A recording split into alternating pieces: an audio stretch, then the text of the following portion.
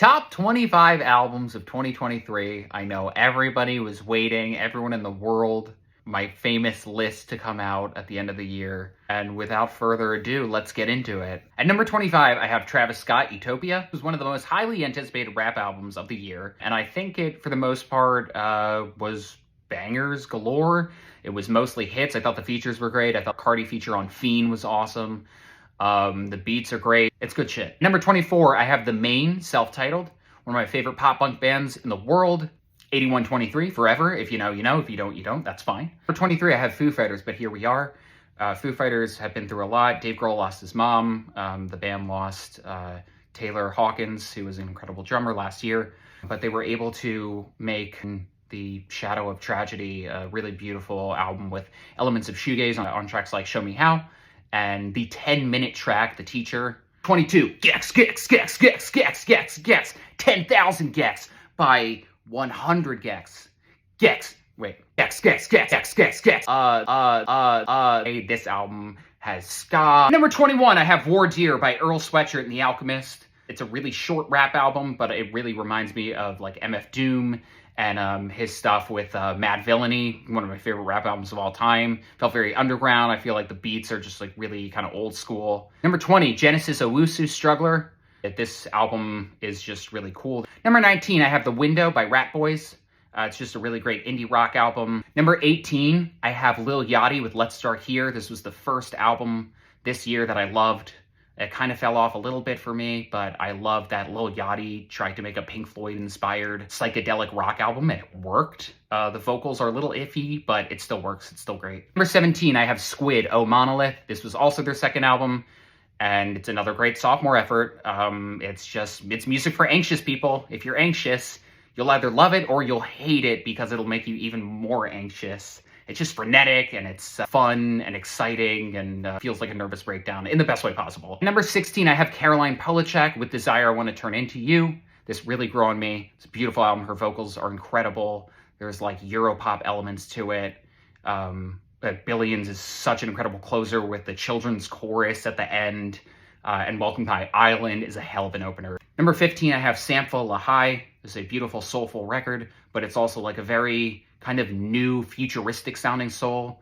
I love the percussion, just the instrumentation on this. I love the introspective lyrics. It's really beautiful. Number 14, I have PinkPantheress with Heaven Knows. She is like saving pop music right now, and this album is just awesome. Capable of Love, one of the best pop songs of the year. Number 13, slowthai, Ugly. 12, I have McKinley Dixon, Beloved Paradise Jazz. The beautiful jazz music. This is just like a very root-sounding, classic jazz rap album.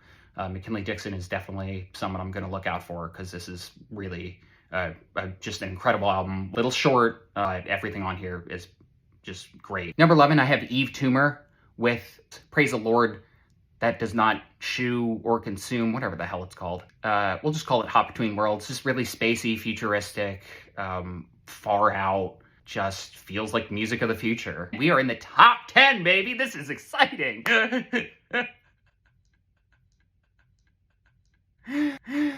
Number 10, George Clanton. Ooh, rap-I-ya. What does it mean? Who cares? I don't know. You don't know. We don't have to know. It's great. At number 9, I have Paramore with This Is Why. I've always loved Paramore, but this is the best stuff that they've ever done. Block Party, if you were a fan of Silent Alarm. Number 8, I have Jessie Ware with That Feels Good. Do it again. Do it again. Put this on, dance. Have a good time. Okay? Just have fun. Just have a good time. Just have a good time. Just have a good time. Number 7, I have Parannoul with After the Magic. Parannoul is a Korean musician, very mysterious. He makes shoegazy dream pop stuff. It's loud. It's also soft, very kind of like emo, just beautiful. There's piano. It sounds like something out of a last episode of an anime that you become obsessed with, and you're now in the last episode. And you hear the song, and you're crying. And it's okay to cry. It's okay to cry to anime, isn't it? Number 6, Jason Isbell in the 400 Unit with Weathervanes. Jason Isbell is one of my favorite songwriters ever. Insanely consistent. Cast Iron Skillet is one of the most beautiful songs I've ever heard this year. Or ever. And the way he tells stories is beautiful. There's also some really great, like, Allman Brothers style Southern rock jams towards the end. Number 5, I have Danny Brown, Quaranta. It's about turning 40 and being a rapper and kind of getting in the game late. And Again, it's short, but it is so much fun. The beats are insane. Number 4, I have Billy Woods and Kenny Segal with Maps. Normally, I'm not big on abstract hip-hop, but I love this album. It's phenomenal. I keep talking about the production, but it is really phenomenal. I like how the beats aren't traditional. I like how they're weird and out there, and the actual bars on this album are unreal. Number three is my favorite rap album of the year, and that is Scaring the Hose with JPEGMAFIA and Danny Brown. You know the beats here, the sampling, the mixing. It's just fun. It's just fun. These top 2 are 10s for me. Number 2 is Mitski. The Land is Inhospitable, and So Are We. This album really grew on me. I had this at a 6 before. It grew up to be a 10. And that is because I just kept listening and heard more things that I didn't hear the first time. It is a beautiful country-politan album, my favorite folk album of the year. There's choirs, there's like loud drumming, weird animal noises. There's like a lot of really interesting stuff that I don't really hear on other albums.